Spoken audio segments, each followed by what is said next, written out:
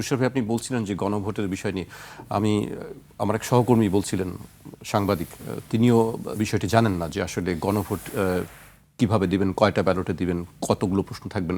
এখনো এই প্রশ্নগুলো যদি আমি জানি না, উত্তর দিতে পারিনি। আমিও জানি না। আমি একটা মোবাইল ফোনে একটা ছবি দেখেছি, আর ইন্টারনেটে আমাকে একজন একটা পাঠিয়েছেন যে হয়তো এরকম হবে, কিন্তু এটা যে অফিসিয়াল আমি তো সেটা জানি না। তবে হ্যাঁ আর না, দুইটা জায়গা থাকবে এবং একটার মধ্যে সম্ভবত কোন একটা চিহ্ন দিতে হবে, সিল দিতে হবে, জানি না তো আসলে। আর 4টা প্রশ্ন হয়তো লেখা থাকবে অথবা থাকবে না, এটাও জানি না আসলে। আমি জানি না কিভাবে গণভোট দিতে হবে। আমি তো ভাবছি ওখানে 2টা দরজার ছবি থাকবে, একটা খোলা একটা বন্ধ। খোলাটা দিয়ে ভোট দিয়ে দেবো। কিন্তু যারা পড়াশোনা জানেন না, যারা পড়তে পারেন না, তারা কিভাবে পড়বেন? তাদের তো বুঝে দরকার নাই। জন্য তাদের বলছে, সরকার বলছে হ্যাঁ দেওয়ার দিয়ে দাও। ডিসি এসপি তাদের বলছে তোমরাও এটা প্রচার করো। প্রচার করবে, যদি হ্যাঁ ভোট কম পড়ে তাহলে সব গুণে হ্যাঁ বানায় দিবে। নার বিধানটা কেন রাখা হয়েছে? হ্যাঁ, সরকার পুরো মেশিনারি নামছে হ্যাঁ ভোট দেওয়ানোর জন্য। সরকারের ভিতরে ডিসি, এসপি, ইউএনও থেকে সরকারের পক্ষ থেকেই তো না ভোটটা রাখা হয়েছে। কিন্তু সরকার কেমনে চলে বলেন? সরকার কার পয়সায় চলে? বিদেশ থেকে দেশে রেমিটেন্সের টাকা আসে নিরাপদে। তাই আজই আপনার আপনজনকে বলে রাখুন, রেমিটেন্সের টাকা যেন শুধু নগদেই পাঠায়। সরকার কেন? সরকার নিরপেক্ষ অবস্থানে। পল্লী বিদ্যুতায়ন বোর্ডকে একটা চিঠি দেওয়া হয়েছে, চিঠির মধ্যে লেখা আছে মাইক ভাড়া করতে হবে তাদের। মাইক ভাড়া করে হ্যাঁ না ভোটের পক্ষে প্রচার করতে হবে। এটা পল্লী বিদ্যুৎ বোর্ডকেও ধরেন বলেছে, অন্যান্য বিভিন্ন সরকারি প্রতিষ্ঠানকে বলেছে। এক এক জায়গাতে বিভিন্ন প্রতিষ্ঠান 4টা-5টা করে মাইক বাইর করবে, এবং সেই মাইক যুক্ত হবে কার সাথে? আমাদের এই যে প্রার্থীদের মাইকের সাথে।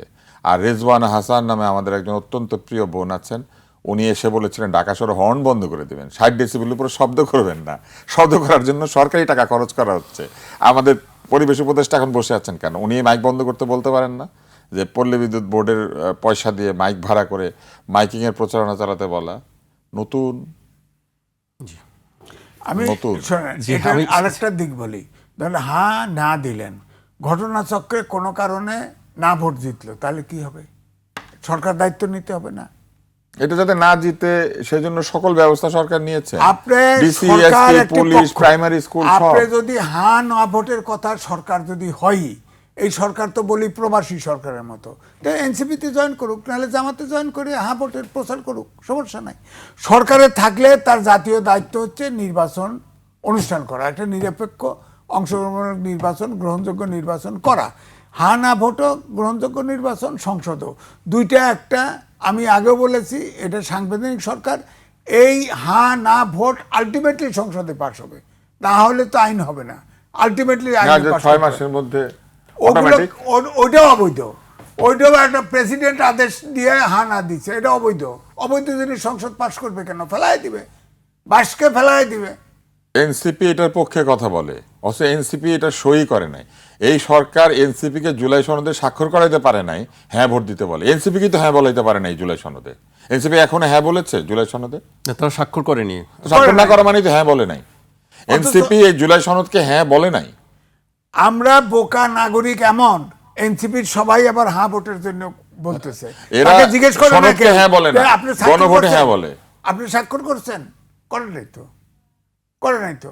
সুতরাং একটা পুরাটা গোজামিল। অর্থাৎ আমরা ফেসিবাদের সময় যে পথে চলছি, এখনো এই পথেই চলছি। টার্গেট আমি নির্বাচনে কোন ফল চাই সেই ফল আনা হবে, এইটা হলো মূল টার্গেট। তো সুতরাং আপনি নিরপেক্ষ নির্বাচন কি করে চান? অভ্যুত্থানের শক্তিরা দ্বিধা বিভক্ত করে ফেলছে যে অভ্যুত্থানের তরুণরা অনেকেই জিতে যাবে, অনেকেই মন্ত্রী হবে, বলছে না? ডক্টর মোহাম্মদ ইউনূস নিজে বলেছে তো। তাহলে নিরপেক্ষ নির্বাচন কি করে হবে? আমার অভিমত হচ্ছে তরুণরা একটাও জিতবে না। উচ্চকক্ষে যেহেতু জামাতের সাথে প্যাক্ট করছে, অনুপাতিক ভোট পায়, হয়তো নিচের কক্ষে অনুপাতিক জিতবে। যে আপনি বললেন, আপনারা বলছেন যে নিরপেক্ষ নির্বাচন রিট হয়েছে, তারপরে হয় নাই, ও তো জিতবে। আপনি বলেন এই একটা তাফালিং পার্টি সংসদে যায়, না যাক, ওকে আমরা ব্যক্তিগত কিছু না বলি, ব্যক্তিগত বলছি না, ও যেভাবে কথা বলে সংসদের তো মানে শ্লীলতাহানি করে। 2014 সালের যে কোন একটা নির্বাচনে যে 153 জন পাস করে গেল, এইবারের নির্বাচনের 153 জনের হবে না, কিন্তু একজনের তো হচ্ছে, আমরা দেখতে পাচ্ছি। তো হাসিনা শাহীর যে নিয়ম ছিল সেই নিয়ম কে প্রযুক্ত করলো? হাসিনা শাহীর নিয়ম প্রযুক্ত হচ্ছে হাসনাতকে দিয়ে। না, সেটা হবে না, ওখানে ইসলামিক আন্দোলনের প্রার্থী আছে, থাকলেই কি থাকলে জিততেও পারে। আমাকে এবং হ্যাঁ নিয়ে আমার কাছে একটা প্রচারণা এসেছে, একটা পুস্তিকার মতো, একটা লিফলেটের মতো। সেখানে একটা লাইন আছে, এই গণভোট দিলে বাংলাদেশে গণভোটের আইন তৈরি হবে।